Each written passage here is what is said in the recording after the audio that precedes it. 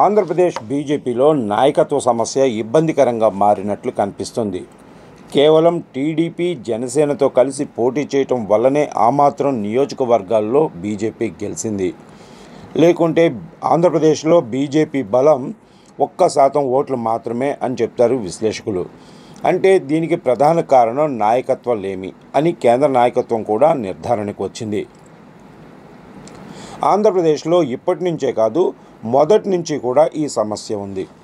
టీడీపీతో జట్టు కడితేనే 4 స్థానాలు సాధించి అటు శాసనసభలోనూ ఇటు పార్లమెంట్లోనూ కమలం పార్టీ అడుగుపెడుతుంది.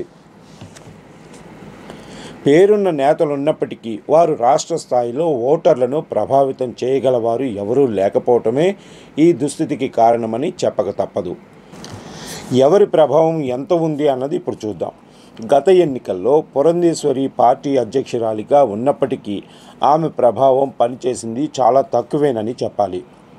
2019 ఎన్నికల్లో బీజేపీ ఒంటరిగా పోటీ చేసినప్పుడు పురంధేశ్వరి ఎన్టీఆర్ కుమార్తె అయినప్పటికీ విశాఖలో ఓటమి పాలయ్యారు. సో పురంధేశ్వరి అయినా, అంతకుముందు సోము వీర్రాజు అయినా, అంతకన్నా ముందు కన్నా లక్ష్మీనారాయణ అయినా పార్టీ ఓటు బ్యాంకును పెంచే ప్రయత్నం చేయలేదు. అంటే వారికి అంత సత్తా లేదన్నమాట.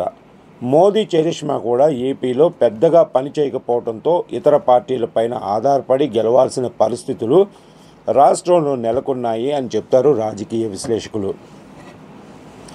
సామాజిక వర్గాల వారీగా ఆస్తుల పరంగా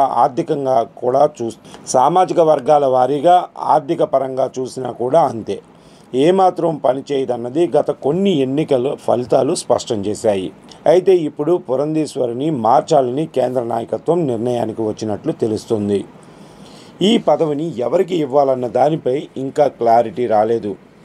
అయితే ఎవరికి ఇచ్చినా ఒరిగేదేమీ లేదు అన్న సంగతి తెలిసినా పార్టీని కొంతైనా ఊపు తీసుకువచ్చే నేత కోసం కేంద్ర నాయకత్వం అన్వేషిస్తుందని తెలుస్తుంది. పురంధేశ్వరికి పదోన్నతి ఇచ్చి ఇక్కడ బీజేపీ అధ్యక్షుడిగా సుజనా చౌదరిని నియమిస్తారన్న ప్రచారం కూడా జరుగుతుంది. సుజనా చౌదరి అయితే ఆర్థికంగా బలవంతుడు కావడంతో ఆయనకు పదవి ఇస్తే పార్టీ కార్యక్రమాలను విరివిగా నిర్వహించే అవకాశం ఉంటుందని ఆయనను ఎంపిక చేస్తారని టాక్ నడుస్తుంది.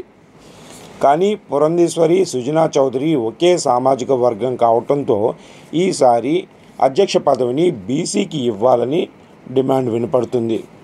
జనసేనలో కాపు సామాజిక వర్గానికి చెందిన పవన్ కళ్యాణ్ అధినేతగా ఉండగా టీడీపీకి చంద్రబాబు నాయుడు ఉన్నారు.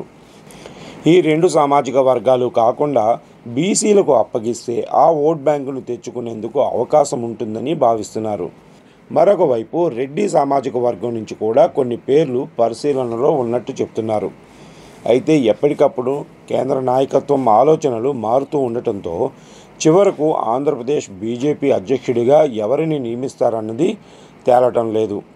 పొరుగు రాష్ట్రమైన తెలంగాణలో పార్టీ పదవి ఎవరికిస్తే ఆ సామాజిక వర్గం కాకుండా వేరే సామాజిక వర్గానికి పార్టీ అధ్యక్ష పదవి ఇవ్వనున్నారనే టాక్ బలంగా వినపడుతుంది.